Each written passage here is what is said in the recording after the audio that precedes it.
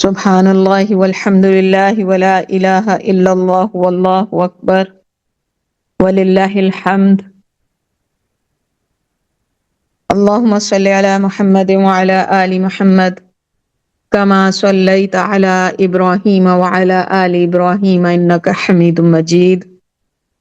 اللہم بارک علی محمد وعلی آل محمد کما بارکت علی ابراہیم وعلی آل ابراہیم انک حمید مجید۔ رب اشرح لی صدری ویسر لی امری واحلل عقدۃ من لسانی یفقہوا قولی۔ اللہم فقہنا فی الدین وزدنا علما نافعا رزقا طیبا وعملا متقبلا آمین یا رب العالمین۔ السلام علیکم۔ سب سے پہلے تو آپ سب سے معذرت، تھوڑی دیر سے کلاس جوائن کرنے کے لیے مشینز ہیں نا ہمارے کنٹرول میں نہیں ہوتی، تو کمپیوٹر ایک دم جو ہے وہ اس کو کوئی پرابلم ہوا، وہ زوم کی میٹنگ ہی نہیں سٹارٹ کر رہا تھا، ری سٹارٹ کرنے کو کہا، وہ ری سٹارٹ ہی ہوئے جا رہا پچھلے 5 منٹ سے۔ تو میں معذرت خواہ ہوں اس کے لیے۔ انشاءاللہ آج ہم تمہید اتنی لمبی نہیں کریں گے انشاءاللہ۔ مجھے امید ہے کہ آپ کو اس سورہ کا بیک گراؤنڈ اچھی طرح یاد ہے، اور ہم جس حصے میں ہیں سورہ کے، سورہ الحجر، جہاں پہ اللہ سبحانہ تعالی پچھلی قوموں کے جرائم اور ان کے اوپر ملنے والی انہیں سزائیں، اور چونکہ قریش کے مطالبے تھے کہ ان کو کوئی معجزہ دکھایا جائے یا پھر ان کے اوپر عذاب لایا جائے یا فرشتے آئیں، تو اس کے جواب میں اللہ سبحانہ تعالی، پہلے تو اللہ سبحانہ تعالی نے جہنم کا ذکر کیا، اور وہ ذکر تھا شیطان اور شیطان کی پیروی کرنے کے نتیجے میں۔ پھر اس کے بعد اللہ سبحانہ تعالیٰ نے متقی لوگوں کے لیے بتایا کہ کس طرح اللہ سبحانہ تعالیٰ ان کو ہمیشہ رہنے والی جنتوں میں داخل فرمائیں گے، یہاں تک کہ جو ان کے آپس میں تھوڑی بہت دلوں کے اندر اگر رنجش بھی ہوگی تو اس کو اللہ سبحانہ تعالیٰ دور کر دیں گے اور سب کو بھائی بھائی بنا دیں گے۔ اور اسی طرح وہاں پہ کسی قسم کی کوئی مشقت انسان کو نہیں اٹھانی پڑے گی، جیسا کہ دنیا میں نیکیاں کرنے کے لیے یا گناہوں سے بچنے کے لیے انسان کو بہت ساری یعنی مشقتیں، مشکلیں، تکلیفیں اٹھانی پڑتی ہیں، کبھی کبھی اپنی پسند کی چیز چھوڑنی پڑتی ہے، تو یہ ساری چیزیں جو ہیں وہ دنیا ہی کے لیے ہیں، آخرت میں تو بس اس کا نتیجہ ہے، اور وہ ہے ہمیشہ رہنے والی جنتیں۔ تو اللہ سبحانہ تعالیٰ نے جو فرمایا تھا کہ ان کے دلوں میں جو تھوڑی بہت کھوٹ کپٹ ہوگی اسے ہم نکال دیں گے، وہ آپس میں بھائی بھائی بن کر آمنے سامنے تختوں پر بیٹھیں گے، انہوں نے وہاں کسی مشقت سے پالا پڑے گا اور نہ وہ وہاں سے نکالے ہی جائیں گے۔ اے نبی صلی اللہ علیہ وآلہ وسلم، میرے بندوں کو خبر دے دو کہ میں بہت درگزر کرنے والا اور رحیم ہوں، مگر اس کے ساتھ میرا عذاب بھی نہایت دردناک ہے۔ تو اللہ سبحانہ تعالیٰ غفور الرحیم ہے، لیکن اللہ سبحانہ تعالیٰ اس کے ساتھ ساتھ عدل کرنے والے بھی ہیں، عدل اور انصاف جس پہ اللہ سبحانہ تعالیٰ نے اس پوری کائنات کو تخلیق کیا ہے، اور اس کے اندر اگر آپ دیکھیں کہ بیلنس، عدل ہر چیز کے اندر موجود ہے، تو اگر بندہ یہ کہے صرف اللہ سبحانہ تعالیٰ کی رحمت اور مغفرت سے ہی جو ہے وہ امید لگا کے بیٹھا رہے، اور جو دل میں آئے اچھا برا اس کی کوئی اس کو فکر نہ ہو، اور جو وہ کرنا چاہے وہ کرتا رہے، اور بھول جائے کہ اللہ کا عدل جو ہے اس کا تقاضا یہ کہ اس کے غلط کاموں پہ اس کو سزا دی جائے، تو ظاہر ہے کہ ایسے انسان کے لیے نہایت ہی افسوس کا مقام ہے۔ تو اللہ سبحانہ تعالیٰ نے اس کو کلیئر کر دیا کہ ٹھیک ہے اللہ رحیم بھی ہے، غفور بھی ہے، لیکن اس کے ساتھ ساتھ ایسا نہیں ہے کہ انسان جو ہے وہ اس کے دل میں جو آئے کرتا رہے۔ دردناک عذاب ہے ان لوگوں کے لیے کہ جو آخرت کی اس ملاقات کو جھٹلاتے ہیں، اور یا پھر یہ کہ آخرت کے معاملے کو بہت ہی ہلکا سمجھتے ہیں۔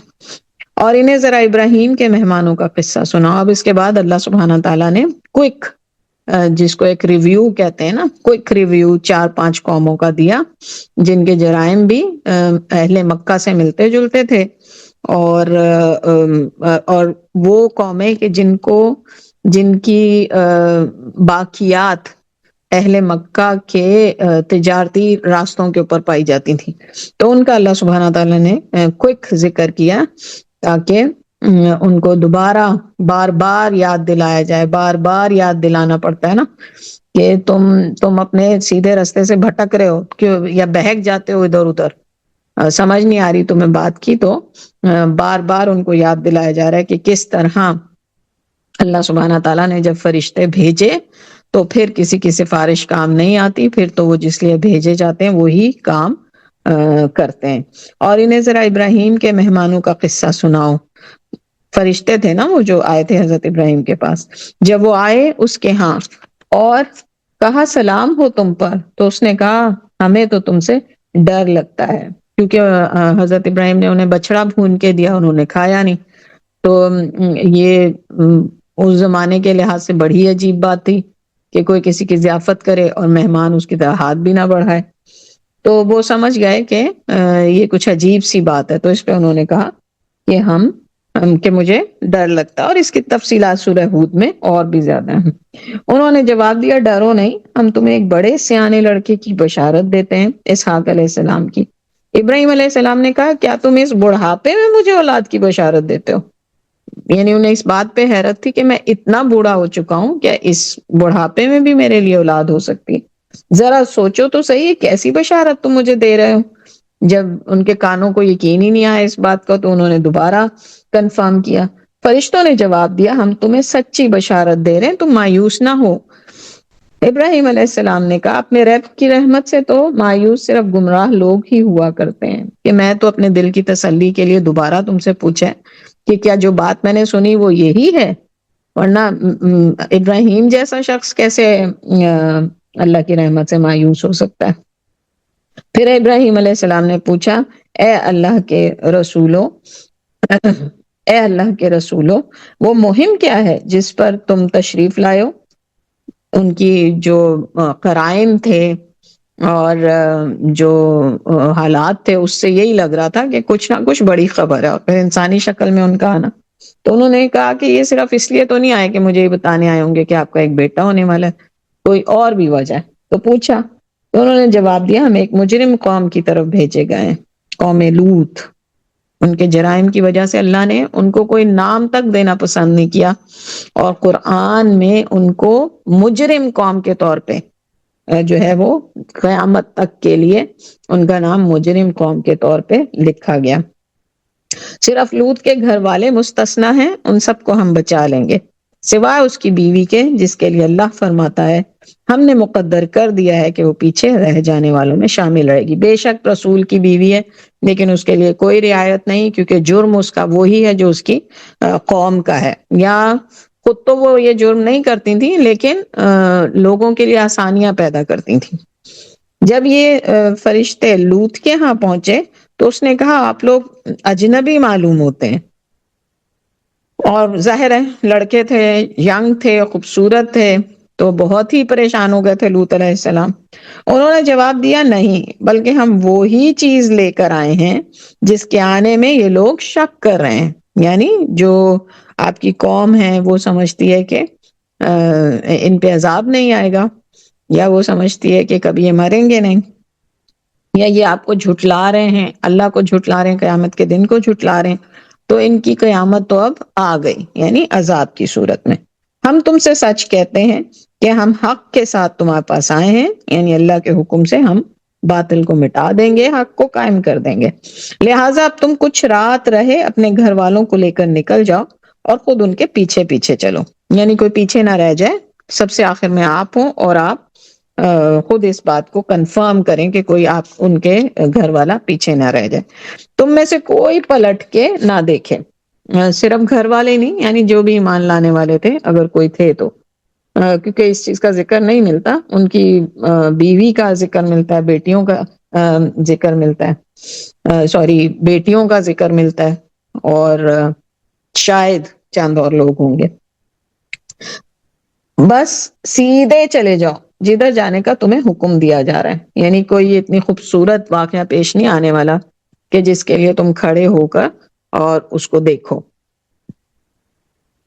اور اسے ہم نے اپنا یہ فیصلہ پہنچا دیا کہ صبح ہوتے ہوتے ان لوگوں کی جڑ کاٹ دی جائے گی. یعنی ان کو ختم کر دیا جائے گا صبح ہونے سے پہلے پہلے. اس کے بعد انشاءاللہ آج کی کلاس کی طرف چلتے ہیں. کمپیوٹر میرا سٹارٹ ہو گیا ہے, بس 1 منٹ مجھے دے دیں تاکہ میں سائن ان کر لوں اور اس پہ اپنی اسکرین بھی آن کر لوں انشاءاللہ. جی جزاک اللہ خیر. تو اس کی انشاءاللہ تعالی جو وہ ریکارڈنگ ہے وہ اس وقت تو لائیو نہیں میں نے کی, تو پھر انشاءاللہ تعالی میں اس کی ریکارڈنگ انشاءاللہ اپنے چینل پہ بعد میں ڈال دوں گی. آج بس ہم ڈائریکٹ کلاس ہی لے رہے ہیں. بسم اللہ الرحمن الرحیم. اعوذ باللہ من الشیطان الرجیم. بسم اللہ الرحمن الرحیم. وجاء اہل المدینۃ یستبشرون. اب اتنے میں شہر کے لوگ خوشی کے مارے بےتاب ہو کر لوط علیہ السلام کے گھر چڑھ آئے. اب وہ خوشیاں مناتے ہوئے, اور جس طرح کہ ہم اس واقعے کو ڈیٹیل میں پڑھ کے جا چکے ہیں کہ حضرت لوط کی بیوی کو جب پتا چلا کہ ان کے پاس 2 مہمان آئے ہیں اور حضرت لوط نے انہیں کہا کہ ضیافت کا انتظام کریں, تو انہوں نے بجائے اس کے کہ ضیافت کا انتظام کرتی جا کے لوگوں کو اطلاع دے دی کہ اس طرح سے, اور شاید کہا جاتا ہے کہ وہ چولہے کے دھوئیں سے لوگوں کو بتاتی ہوتی تھی کہ اس طرح ہمارے پاس کوئی مہمان آیا ہے یا کوئی مرد ادھر آیا. تو جو بھی ان کا طریقہ تھا انہوں نے لوگوں کو انفارم کر دیا. لوگ خوشی خوشی بھاگے ہوئے آئے, اور ہو سکتا ہے کسی نے دیکھ بھی لیا. بہرحال جو بھی وجہ رہی, انہیں پتا چلا کہ حضرت لوط کے گھر میں 2 ینگ لڑکے ہیں, اور یہ بھاگے بھاگے آئے اور آگے اور ان سے مطالبہ کرنے لگے کہ ان لڑکوں کو ہمارے حوالے کر دو. اب آپ اس سے اندازہ لگائیں کہ یہ قوم کس قدر بد اخلاق تھی کہ ان کے ہاں اگر کوئی یعنی خوبصورت نوجوان لڑکے آ جائیں یا خوبصورت مہمان مرد آ جائیں تو یہ ان لوگوں کے گھروں پہ پہنچ جاتے تھے اور ان سے یعنی مطالبہ کرتے تھے کھلم کھلا کہ ہمیں یہ مرد دے دیے جائیں تاکہ ہم ان کے ساتھ بدکاری کر سکیں. تو اب ان کے یہاں تو صرف حضرت لوط علیہ السلام ہی تھے جو ان کو اس بے حیائی سے روکتے تھے, اور پھر بھی ان کو کوئی شرم محسوس نہیں ہوتی تھی. اب آپ سوچیں کہ جو لوگ لوط علیہ السلام جو کہ اللہ کے رسول تھے ان کے گھر پہ پہنچ گئے تھے ان سے مطالبہ کرنے کے لیے کہ ہمیں جو ہے اپنے مہمان ہمارے حوالے کر دیں, اور خود یہ جانتے تھے کہ حضرت لوط کا کیا مقام ہے, کہ وہ کتنے نیک انسان ہیں اور وہ رسول ہونے کا دعویٰ کرتے ہیں. لیکن اس کے باوجود جب انہوں نے انہیں نہیں بخشا تو سوچیں کہ عام انسانوں کے ساتھ ان کا کیا طریقہ ہوتا ہوگا, آپس میں یا لوگوں کے ساتھ ان کا کیا طریقہ ہوگا.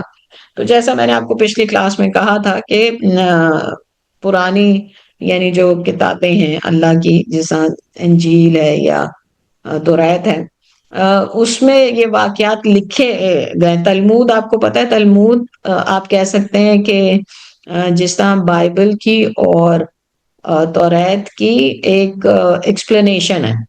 تو تلمود میں انہوں نے یہ واقعات ذکر کیے ہوئے ہیں کہ ان کا اخلاقی طور پہ یہ اتنے کرپٹ ہو چکے تھے کہ ایک دفعہ ایک مسافر ان کے علاقے سے گزرا تو شام ہو گئی اور اسے رکنا پڑا سدوم میں, جو ان کا شہر تھا سدوم. اب اس کے ساتھ اس کا سارا سامان بھی تھا. کسی نے اس کو اس چیز کی طرف یعنی کوئی کسی نے آگے بڑھ کے اس کو نہیں کہا کہ ہمارے مہمان بن جاؤ, تو یہ بیچارہ ایک درخت کے نیچے آگے بیٹھ گیا. ایک سدومی آیا تھوڑی دیر کے بعد اور اس سے بہت زیادہ اصرار کیا اور اپنے ساتھ گھر لے گیا.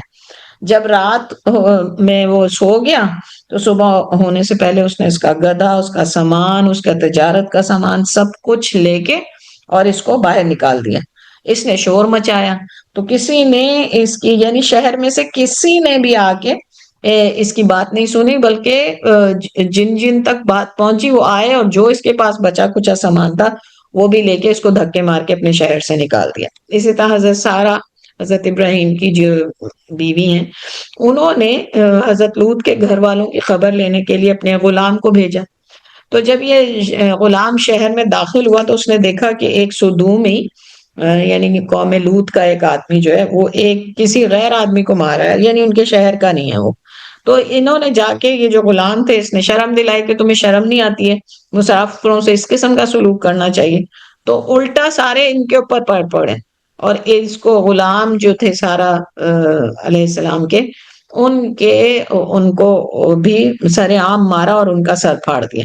اسی طرح غریب آدمی ان کے آیا تو انہوں نے اس کو کچھ کھانے کو نہیں دیا اور یہ فاقے سے بےچارا گر پڑا۔ حضرت لوط کی بیٹی نے دیکھا اور جا کے اس کو کھانا دیا۔ تو یہ لوگ حضرت لوط اور ان کی بیٹی کو جا کے ملامت کرنا شروع ہو گئے کہ ان حرکتوں سے باز آ جاؤ، یعنی نیکیاں ویکیاں کرنے کی ہمارے یہاں ضرورت نہیں ہے، ہمیں ایسے لوگوں کی کوئی ضرورت نہیں ہے، یہ سوشل ویلفیئر کا کام تم مت کرو، کوئی ضرورت نہیں ہے کہ تم لوگوں کی خدمتیں اور وہ کرتے رہو، اپنی نیکیاں اپنے پاس رکھو۔ پھر اسی طریقے سے اپنی روزمرہ کی زندگی میں بھی ان کے بارے میں کہا جاتا ہے کہ شدید ظالم تھے، دھوکے کرتے اور بہت برا معاملہ کرتے۔ ان کے یہاں سے کوئی مسافر خیریت سے نہیں گزر سکتا تھا اور کوئی غریب جو ہے اس کی مدد نہیں ہو سکتی تھی۔ یہاں تک کہ اگر کوئی مسافر ان کے یہاں سے گزرتا اور وہ مر جاتا فاقوں سے تو یہ اس کے کپڑے اتار کے رکھ لیتے تھے اور اس کی لاش کو جو ہے وہ ننگا دفن کر دیتے تھے۔ تاجر یہاں سے نہیں گزر سکتے تھے، اور اگر کوئی اپنی فریاد لے کے کسی کے پاس جاتا تو الٹا اس کا مذاق اڑایا جاتا۔ اور انہوں نے ایک باغ بنایا ہوا تھا اپنے شہر میں، ایک بہت بڑا باغ بنایا ہوا تھا، بہت بڑے میلوں پہ پھیلا ہوا تھا۔ اب یہ باغ انہوں نے کس لیے بنایا تھا؟ یہ نہیں کہ اس میں جائیں گے جا کے پکنک کریں گے، نہیں، تاکہ وہاں پہ کھلے عام ایک دوسرے کے سامنے ایک دوسرے کے ساتھ بدکاری کریں۔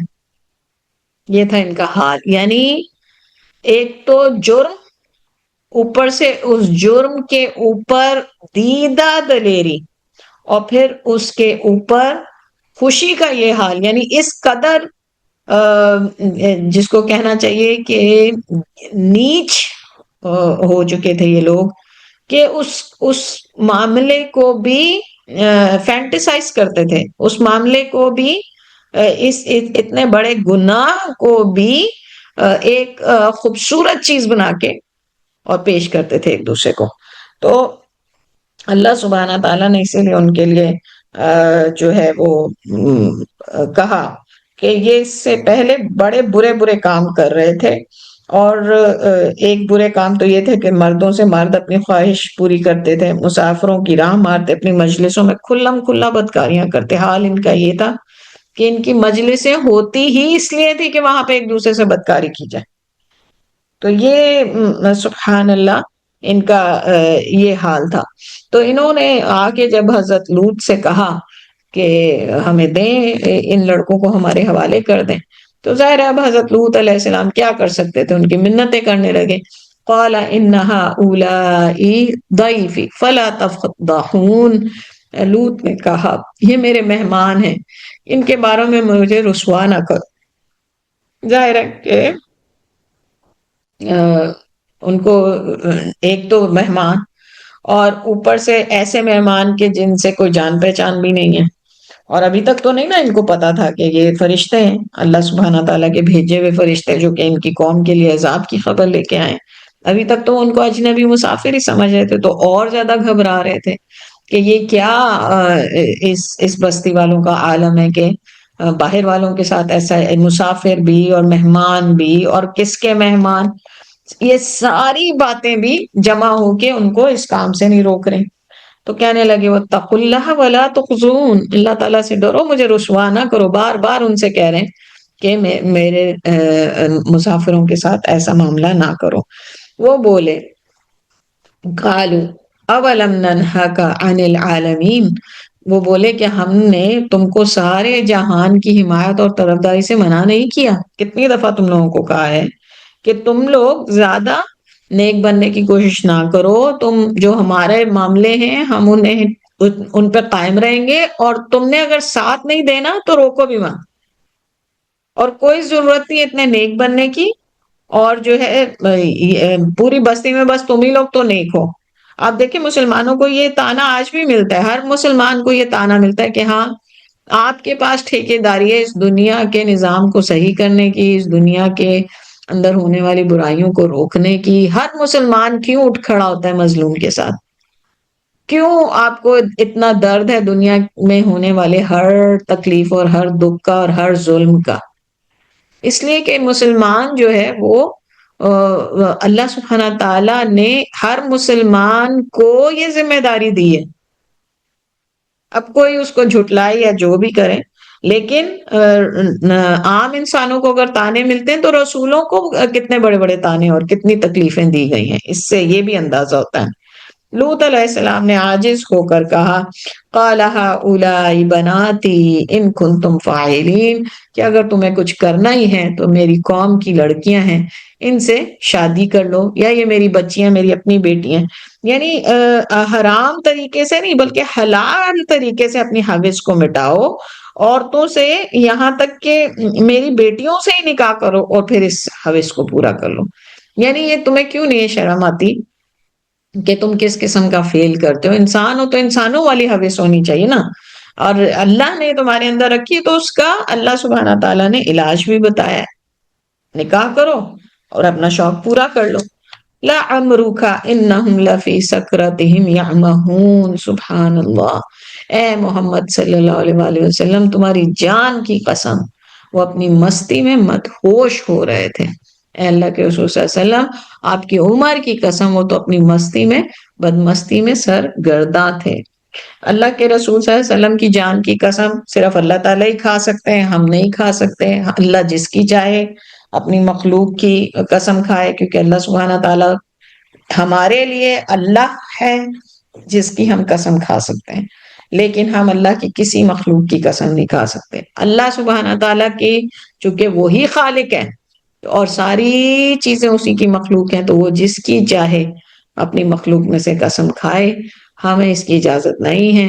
اللہ سبحانہ تعالیٰ اللہ کے رسول صلی اللہ علیہ وسلم کی عمر کی قسم کھا رہے ہیں، یا اللہ سبحانہ تعالیٰ کے رسول صلی اللہ علیہ وسلم کی زندگی کی قسم کھا رہے ہیں، اور اس سے اللہ کے رسول صلی اللہ علیہ وسلم کی فضیلت اور ان کی اللہ سبحانہ تعالیٰ کی نظر میں جو مقام ہے اس کا اندازہ ہوتا ہے۔ اور ایک فرینک وہ طریقہ ہوتا ہے نا، جس طرح بہت ہی کسی کو جب قصہ آپ سنا رہے ہوں اور اس کے اندر یعنی کوئی بہت محو ہو بات سننے میں، تو پھر آپ اس کو تھوڑی اور توجہ دلاتے ہیں۔ یہاں پہ اللہ کے رسول صلی اللہ علیہ وسلم سے یعنی یہ کہ آپ ایک تو یہ کہ آپ اس وقت موجود نہیں تھے، لیکن یہ آپ فیل کریں کہ ان کے اوپر کیا ایسا شیطان چڑھا ہوا تھا، کیونکہ جب انسان کو ایک گندی عادت جو ہے وہ اپنا لیتا ہے تو پھر اس کی عقل پہ شیطان پردے ڈال دیتا ہے، پھر اس کو اپنے گناہ نہیں لگتے، آسان ہو جاتے ہیں اس کو گناہ کرنا اور اس گناہ پہ قائم رہنا۔ تو اکثر مجرم یہی کہتے ہیں پتہ نہیں ہمیں کیا ہوا، کیسے ہم نے یہ کر لیا، ہمیں تو خود سمجھ نہیں آ رہی اس وقت ہم پر کیا بھوت سوار تھا، اکثر لوگ کہتے ہیں نا۔ بلکہ آپ بھی اگر کسی سے کچھ ہو جائے تو انسان کہتا ہے کہ پتہ نہیں یہ اچانک سے کیسے ہو گیا مجھ سے، مجھے سمجھ نہیں آ رہی کیا بات ہوئی ایک دم۔ تو یہ جب ایک عام بات کے معاملے میں بھی ایسا ہو جائے، کبھی کبھی انسان سے اس کو نہیں پتا چلتا، وہ کچھ ایسے وہ کر جاتا ہے، تو وہ اتنا حیران ہوتا ہے کہ مجھے ہوا کیا تھا۔ تو سوچیں کہ اتنا بڑا جرم کرنے والے آخر جیسا ابھی جب ہم دیکھتے تھے، بلکہ ابھی بھی دیکھتے ہیں، دنیا میں کون سا کون ہے جہاں پہ یہ اس قسم کی حرکتیں، سوڈان ہو، جب یہ خبریں آ رہی تھی کہ دو مسلمان گروپ ہیں جو لڑ رہے ہیں آپس میں، اور ان کا ہتھیار کیا ہے؟ عورتوں کا ریپ کرنا۔ تو انسان کہتا ہے یا اللہ کیا ہو گیا مسلمانوں کو؟ بہت ہی شرمناک، انتہائی دردناک، انتہائی جس کو کہنا چاہیے تکلیف والی خبر لیکن انسان کہتا ہے کیسے ایک مسلمان اپنے ہی مسلمان بہن کا، اپنی ہی مسلمان خاتون جو ہے اس کا ریپ کر سکتا ہے جنگی ہتھیار کے طور پہ. اور پھر اسی طریقے سے جب فلسطین میں ہم دیکھ رہے تھے کہ کس طرح ان یہودیوں کو پھر پتہ نہیں کیا نشہ چڑھا تھا کہ بڑے فخر سے بم پھینک رہے تھے اسرائیل وہاں پہ فلسطین کے بچوں پہ، عورتوں پہ، اور ان کو اس تکلیف میں رسوا کیا ہوا تھا. لائنیں لگا کے کھانا دیتے وقت ایک دوسرے پہ گر رہے ہیں فقیروں کے. انسان کہتے کیسے انسان اتنی نچلے درجے پہ چلے جاتا ہے، کیسے دوسرے انسان کو وہ اس قدر رسوا کر سکتا ہے، کیسے دوسرے انسان کے ساتھ وہ ایسا معاملہ کر سکتا ہے. تو اللہ سبحانہ تعالیٰ اللہ کے رسول صلی اللہ علیہ وسلم کی جان کی قسم کھا کے بتا رہے ہیں کہ یہ جو گندی عادتوں کا نشہ ہے، یا یہ کیونکہ اللہ تعالیٰ کہ سکرتہم، یہ مستی مدہوشی جو نشہ چڑھا ہوا ہوتا ہے نا، کہ ان پہ ایک نشہ چڑھا ہوا تھا اس وقت، کچھ ان کی سمجھ میں نہیں آ رہی تھی. اور یہ نشہ کس چیز کا نشہ؟ ایک حرام کام کے کرنے کا نشہ.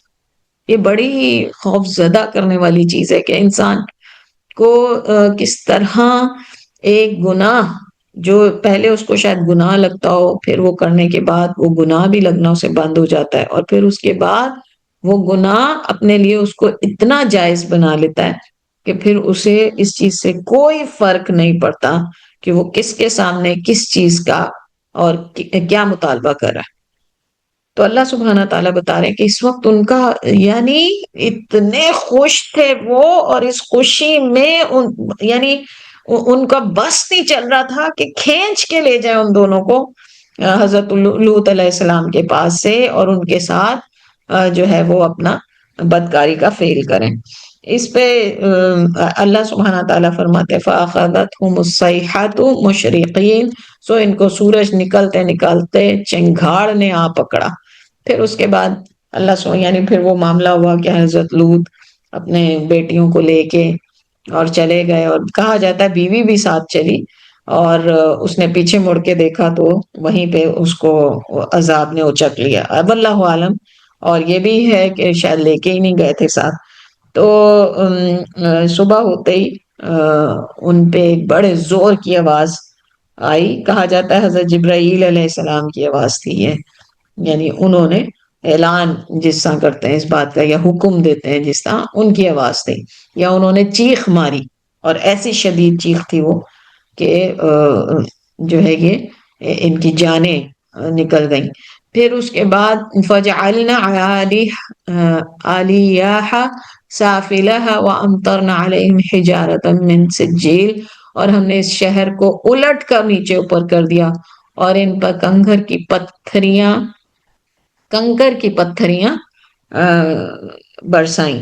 تو ان پہ 3 عذاب آئے تھے، 3 عذاب. ایک حضرت جبرائیل کی آواز، چیخ یا دھماکہ.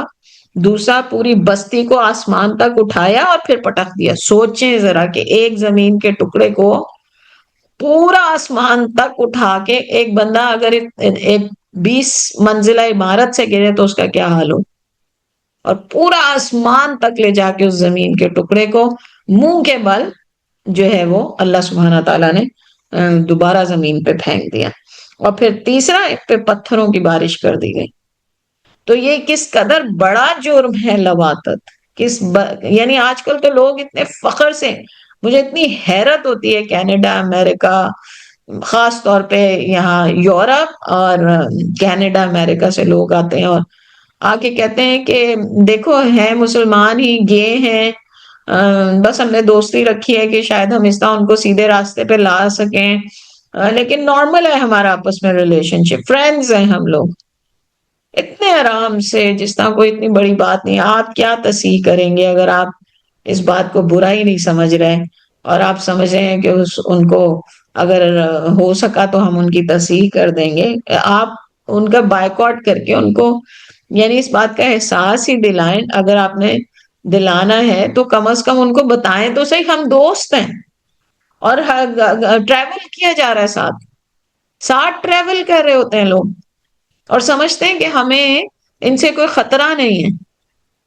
جس شخص کی حوث کا عالم یہ ہو چکا ہے کہ وہ اپنے نیچرل رشتے کا جو طریقہ ہے اس حوث کو پورے کرنے کا، یعنی جو اللہ سبحانہ تعالیٰ نے یہ ایک ارج رکھی انسان کے اندر، اس کا جو نیچرل پروسیس ہے وہ اس کے لیے اب کافی نہیں ہے، اور وہ اس سے آگے بڑھ کے ایک غیر طبعی طریقے سے، اس طریقے سے جس طریقے پہ اللہ سبحانہ تعالیٰ نے ایک قوم کو 3 عذاب دے کے ختم کیا، جو اس حد تک قرآن پڑھنے والا ایسا شخص اس کے باوجود وہ ایسے عمل میں مبتلا ہے، اس سے آپ کی دوستی ہے اور اس کے اندر آپ کو اس سے کوئی خطرہ نہیں ہے، اس کی تو کس قدر شدید مذمت ہونی چاہیے، کس قدر اس کو جو ہے وہ اس بات کی ضرورت ہے کہ اس کو یہ بات بتائی جائے کہ تم اپنے آپ کو مسلمان کہتے ہو، تم قرآن پڑھتے ہو، قرآن کی ان آیتوں سے گزر جاتے ہو، اور تم کہتے ہو یہ خیر ہے،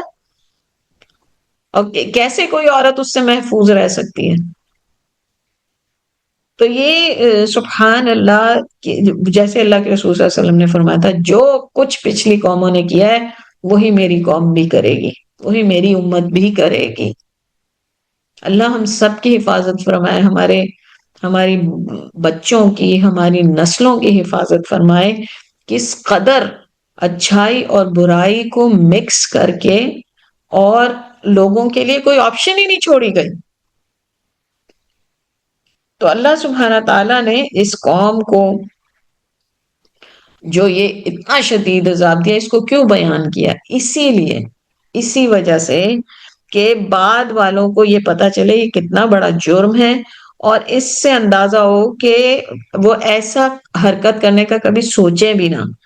یہاں پر بتایا تو ان کا قریش کو ہی بتایا جا رہا کہ جب فرشتے آتے ہیں تو وہ عذاب لے کر آتے ہیں، لیکن اور ان میں تو یہ عادت نہیں تھی، وہ لوگ تو یہ حرکتیں نہیں کرتے تھے، لیکن ان کے باقی سارے گناہوں میں یہ بھی مبتلا تھے، یہ بھی جو ہیں وہ یعنی اخلاقی خرابیوں کے اندر مبتلا تھے، جس طرح عورتوں وغیرہ کے ساتھ پروسٹیٹیوشن کراتے تھے، یا اس کے ظلم اور ناانصافی تھی ان کے اندر بھی۔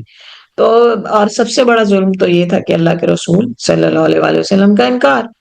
تو یہ جو نشہ چڑھتا ہے نا، ان پہ بھی، قریش پہ بھی وہی نشہ چڑھا ہوا تھا جو شیطان نے ان کو جو ہے وہ اللہ کے رسول صلی اللہ علیہ وآلہ وسلم سے حسد، اللہ کے رسول صلی اللہ علیہ وسلم کے ساتھ جو ہے وہ ظلم، ان کا انکار، یہ بھی ایک نشہ تھا نا جو اس قوم پہ چمڑنا۔ تو اللہ کے رسول صلی اللہ علیہ وسلم کو جانتے نہیں تھے کیا یہ؟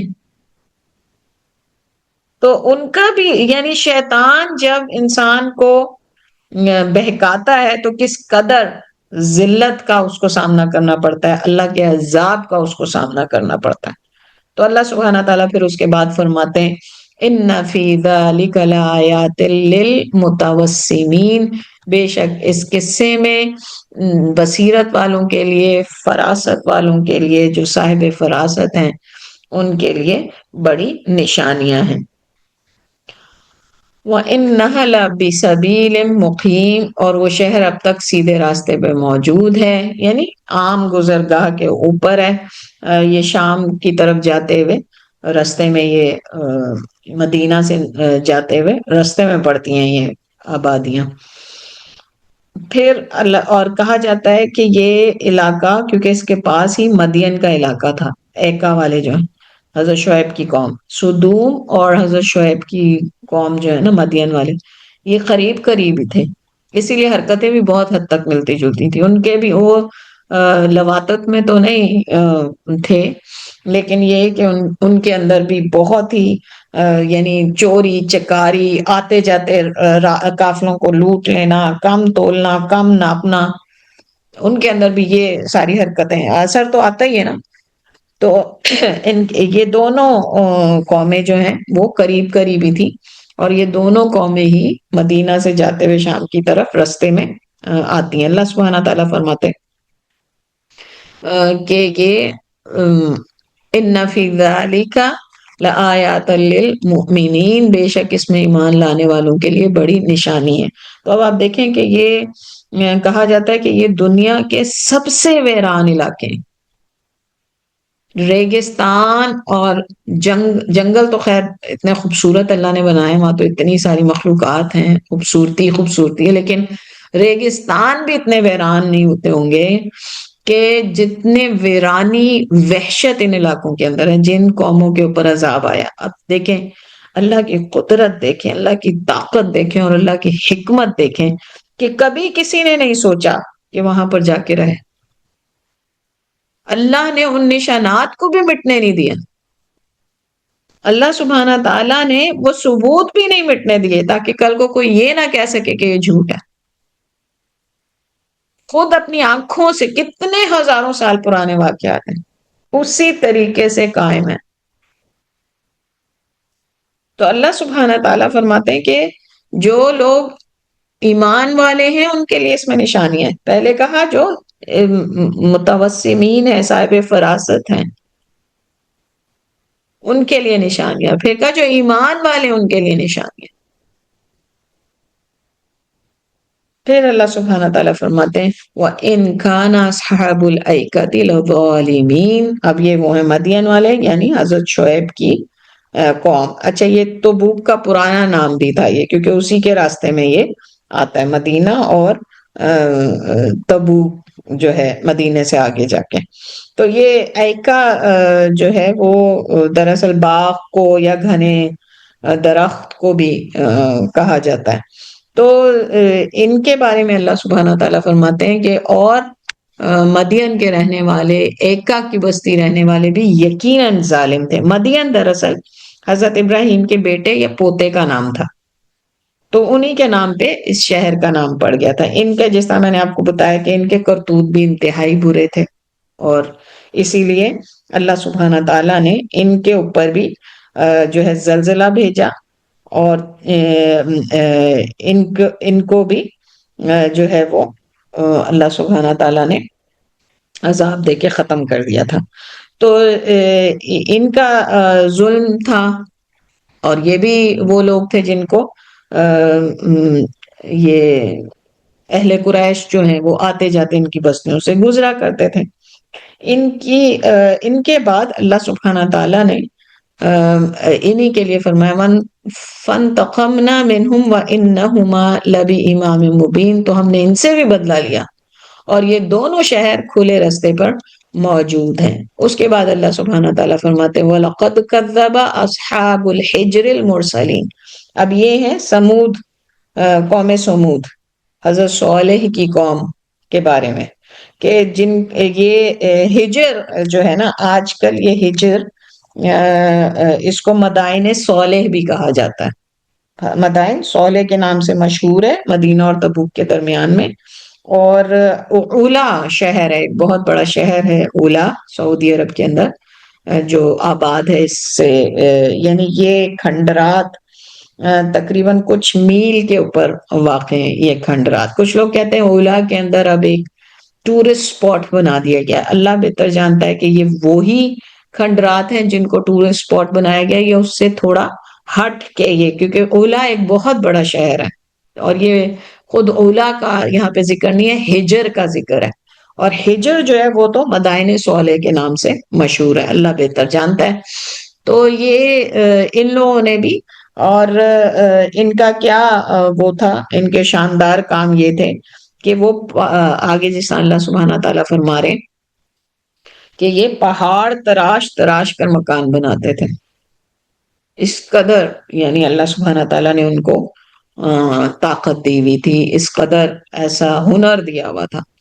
انہوں نے بھی پیغمبروں کی تکذیب کی، یعنی اے قریش جیسے تم پیغمبروں کی تکذیب کرے اور تم دیکھتے ہو ان کے علاقوں کو، وَآتَيْنَاهُمْ آيَاتِنَا فَكَانُوا عَنْهَا مُعْرِضِينَ، ہم نے ان کو نشانیاں دی اور وہ ان سے منہ پھیرتے رہے، روگردانی کرتے رہے۔ نشانیاں اونٹنی تھی جو چٹان سے نکلی، انہی کے مطالبے پر، انہی کے کہنے پر چٹان سے وہ نکلی تھی، اور ان ظالموں نے اس کو بھی ختم کر دیا، ان ظالموں نے اس کو بھی ختم کر دیا۔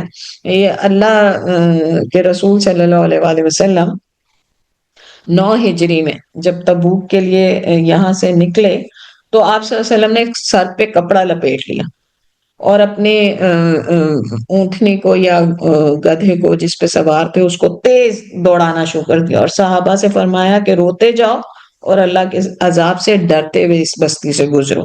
ایک اور حدیث میں آتا ہے کہ صحابہ رکے تھوڑی دیر کے لیے جب اس بستی کے اندر، تو اس کے کنووں سے پانی لے لیا اور اس سے آٹا گوندھ لیا۔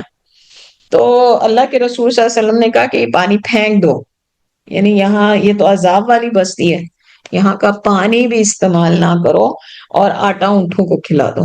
کچھ میں کہا جاتا ہے کہ پھینک دو، اور کچھ میں کہا جاتا ہے کہ اونٹوں کو کھلا دے۔ تو یہ یعنی جو عذاب والے علاقے ہیں ان کے ساتھ ہمارا کیا رویہ ہونا چاہیے۔ انفارچونیٹلی جس طرح میں نے آپ سے کہا کہ آج ہم اس اتنے پرفتن دور میں رہ رہے ہیں کہ جہاں پہ عذاب والے علاقوں کو ٹورسٹ کے لیے کھول دیا گیا ہے، لوگ جاتے ہیں وہاں پر بحر مردار، جس طرح وہاں کی قوم کو بھی حالانکہ عذاب دیا گیا تھا، اس پہ بھی جاتے ہیں لوگ، نہاتے ہیں، انجوائے کرتے ہیں اور اپنی طرف سے ایڈونچر کرتے ہیں۔ اور جو اللہ سبحانہ تعالیٰ نے قرآن میں کہا ہے کہ دنیا میں چلو پھرو اور گھومو اور اللہ کی نشانیاں تلاش کرو، اس میں سے ایک حصہ عبرت پکڑنا بھی ہے۔ لیکن ہمیں تو ہر چیز کے اندر فن اور انٹرٹینمنٹ چاہیے، اور حکومتوں کو جو ہے وہ پیسے چاہیے، اور ٹورزم سے اپنی ٹورزم کی انڈسٹری کو انہوں نے تو مضبوط کرنا ہے، چاہے اس کے پیچھے لوگ اس دنیا میں ایسے مگن ہو جائیں کہ آخرت کو بھول جائیں، اور جن نشانیوں کو اللہ تعالیٰ نے زندہ رکھا ہے تاکہ لوگ جو ہے وہ اپنی آخرت سے غافل نہ ہو، اس کو وہ مٹانے پہ تلے ہوئے۔ اللہ تعالیٰ ہمیں بھی ہدایت دے اور انہیں بھی آمین۔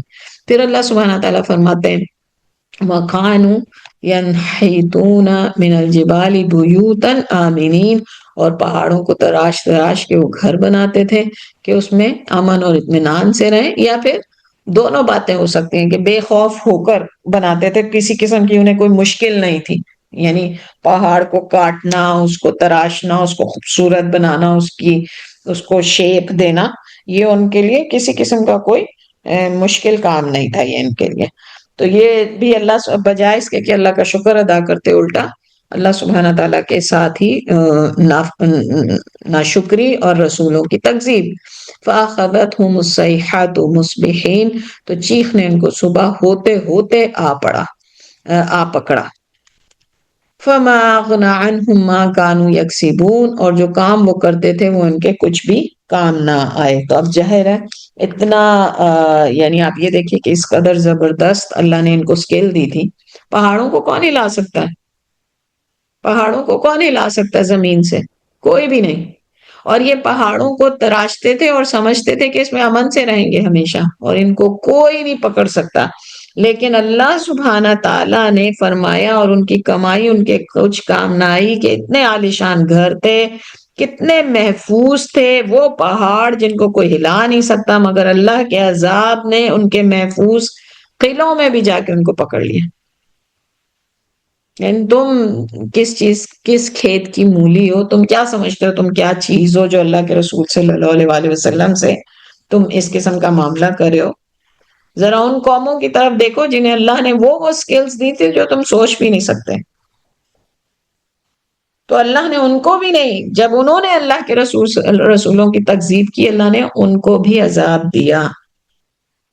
پھر اس کے بعد اللہ سبحانہ تعالیٰ فرماتے ہیں وَمَا خَلَقْنَا السَّمَاوَاتِ وَالْأَرْضَ وَمَا بَيْنَهُمَا إِلَّا بِالْحَقِّ وَإِنَّ السَّاعَةَ لَآتِيَةٌ فَاصْفَحِ الصَّفْحَ الْجَمِيلَ، اور ہم نے آسمانوں اور زمین کو اور ان کے درمیان کی سب چیزوں کو حق کے ساتھ ہی پیدا کیا ہے، اور قیامت ضرور آنے والی ہے، بس تو حسن اور خوبی اور اچھائی سے درگزر کر لے۔ اللہ سبحانہ تعالیٰ فرماتے ہیں کہ یہ جو زمین اور آسمان ہے، اس کا یہ سارا سسٹم ہے، یہ پورا جو نظام ہے، یہ سچائی پہ، حق پہ اللہ نے قائم کیا ہے، نہ کہ باطل پہ۔ جھوٹ، فریب، دھوکا یا ٹرکس، اس پہ نہیں بنایا اللہ تعالیٰ نے یہ نظام۔ اللہ نے اس کو ایک ایسی سچائی پہ بنایا ہے کہ کوئی بھی انسان اس کائنات کے نظام سے دیکھ کے سمجھ سکتا ہے کہ اللہ صرف حق کا ساتھ دے گا، اللہ کے لیے حق ہی ہے جس کو وہ غالب کرے گا۔ اور کائنات کی جو فطرت ہے وہ اسی طرح انسان کی فطرت ہے، یعنی حق، باطل کا ساتھ نہیں دینا چاہتی وہ. تو یہاں پر جو انسان نے اس دنیا میں زندگی گزارنی ہے، وہ بھی اگر سچائی پہ قائم رہے گا تو ہی یہ نیچر اس کو ساتھ دے گی. یہ دنیا بھی، یا اس دنیا کی، اس کائنات کی جو، یا اس زمین کی جو مخلوقات ہیں، وہ تبھی اس کا ساتھ دیں گی، ورنہ نہیں. تبھی وہ اس کے لیے یہ جو زندگی ہے، اس کا رہن سہن اور اس کا یہ سب کچھ، وہ اس کی فطرت کے مطابق اس کے لیے فائدہ مند ہوگا. اللہ نے اس پوری کائنات کو بنایا ہی سچ پہ. یعنی اللہ کے رسول صلی اللہ علیہ وسلم کو تسلی دی کہ بالآخر یہ جو آپ کو جھٹلا رہے ہیں، ان کا وقت آئے گا. باطل کو اگر کبھی وقتی طور پہ غلبہ مل بھی جائے، حق اگر کچھ وقتی طور پہ اس کو شرمندگی کا، ہزیمت کا، تذلیل کا سامنا کرنا بھی پڑے، تو یہ عارضی ہے. نظر یہی آتا ہے کہ ہمیشہ باطل جیتتا ہے. لیکن وہ کہتے ہیں نا کہ جب وہ کوئی طوفان آنا ہوتا ہے تو اس سے پہلے موجیں بالکل، وہ کہا جاتا ہے، سموتھ ہو جاتی ہیں. تو اسی طریقے سے پہلے لگتا ہے کہ جس طرح باطل کا غلبہ ہو گیا اور وہی چھا گئے، ساری قدرت، ساری طاقت ان کو حاصل ہو گئی ہے اور سب کچھ ان کے ہاتھ میں آ گیا، سب انہوں نے کنٹرول کر لیا. کمزور جو ہیں وہ جو مارے جا رہے ہیں، تکلیفوں میں سے گزر رہے ہیں، کوئی ان کی سننے والا نہیں ہے. یہ تو اللہ چھوٹ دے رہا ہوتا ہے نا ان کو، پھر ایک دم پکڑتا ہے، پھر یا تو عذاب دے دیتا ہے یا دنیا کو اس سے نجات دے دیتا ہے، اگر وہ کوئی ایک انسان ہو، کوئی شخص ہو.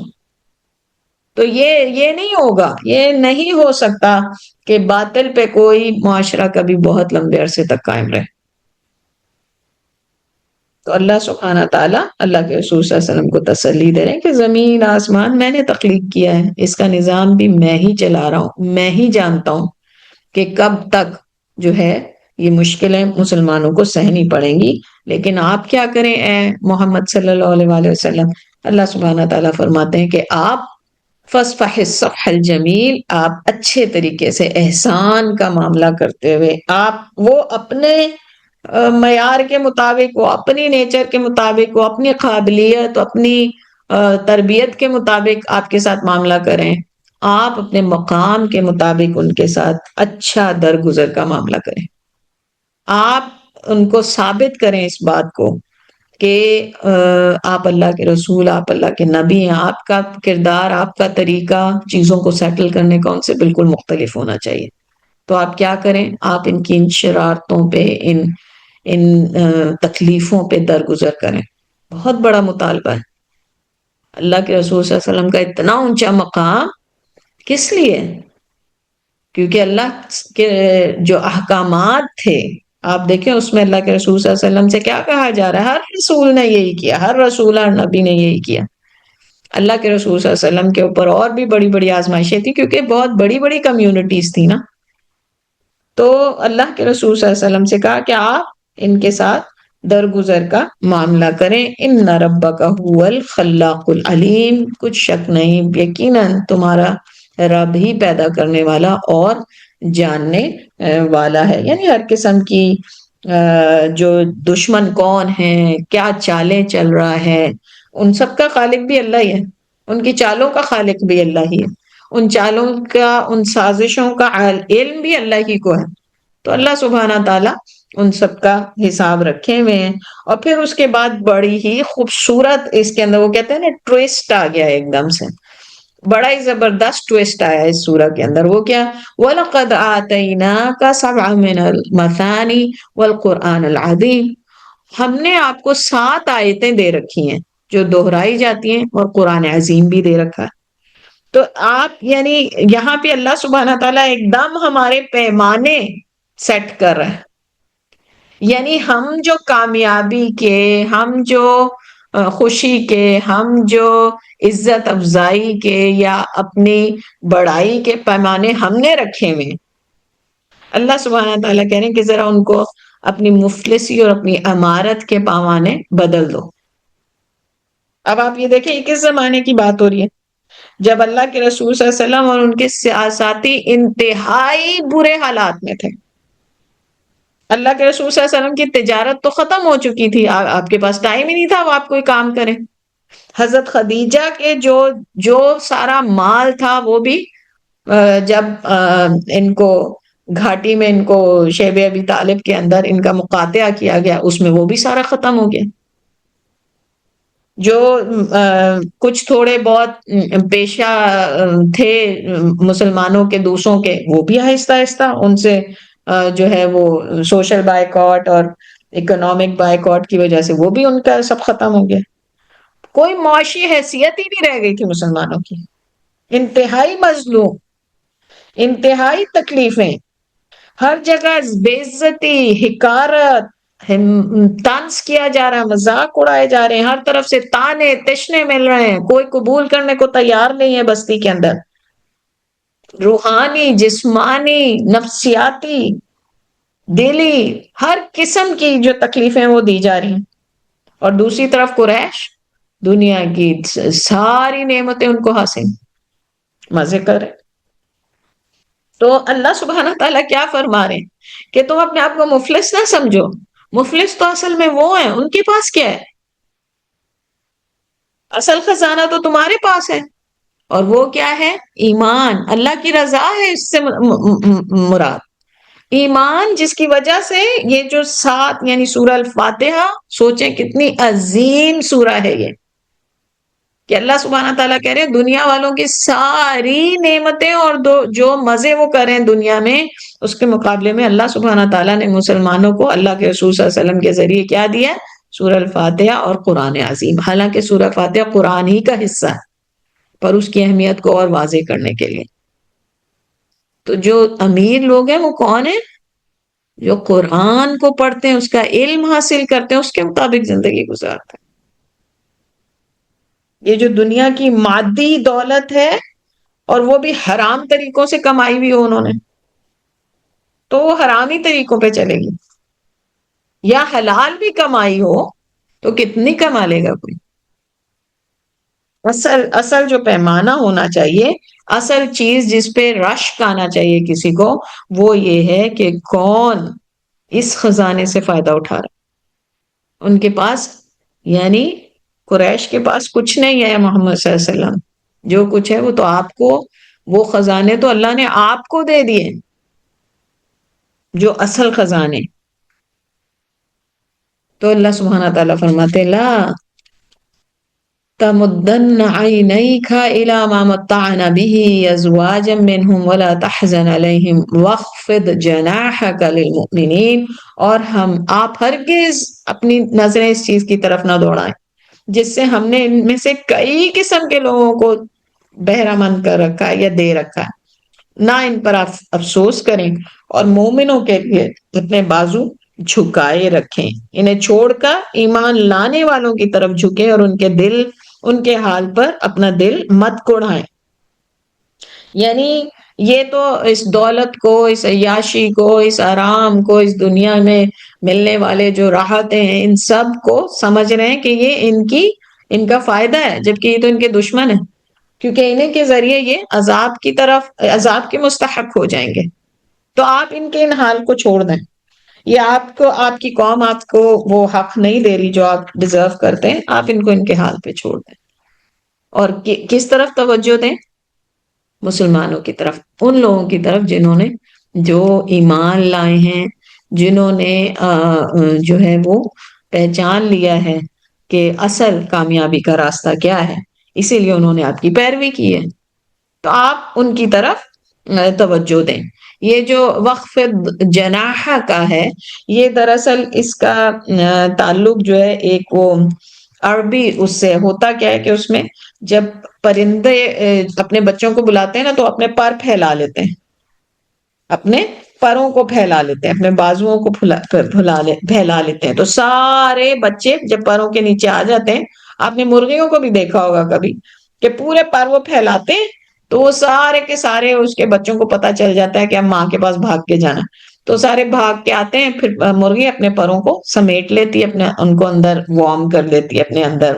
تو یہ محبت، پیار، نرمی، تو اللہ سبحانہ تعالیٰ کہہ رہے ہیں کہ ان کو چھوڑیں جیسے بھی ہیں وہ، آپ جو ایمان لائے ہیں، جو مومن ہیں، ان کے ساتھ آپ نرمی سے، محبت سے، آپ تو اللہ کے رسول صلی اللہ علیہ وسلم پہلے ہی ایسے تھے، تو یعنی یہ کہ آپ اپنا رویہ ان کے ساتھ بہترین ہی رکھیں، ایک دوسرے کے ساتھ، یعنی ایک دوسرے کے تسلی کار اور وہ سب بنے آپ لوگ، اور ان کو ان کے حال پہ چھوڑ دیں۔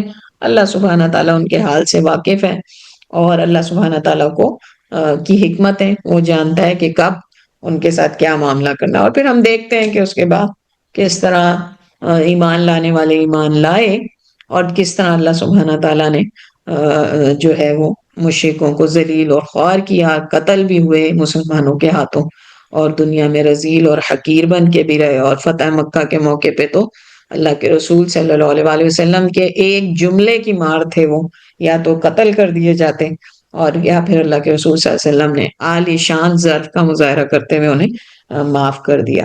تو یہ کوشش تو یہی تھی کہ آج یہ صورت ختم ہو جاتی، لیکن انشاءاللہ چند آیتیں باقی ہیں، نیکسٹ کلاس کے اندر ہم اس کو ختم کر لیں گے۔ آج اپنی کلاس یہیں پہ روک دیتے ہیں۔ سبحانک اللہم و بحمدک، اشہد ان لا الہ الا انت، استغفرک و اتوب الیک۔ ربنا تقبل منا انك انت السميع العليم وتب علينا انك انت التواب الرحيم، وصلى الله تعالى على خير خلقه محمد وآله واصحابه اجمعين برحمتك يا ارحم الراحمين۔ جزاكم الله خيرا وكثيرا في الدنيا والآخرة، وبارك الله فيكم، والسلام عليكم ورحمة الله وبركاته۔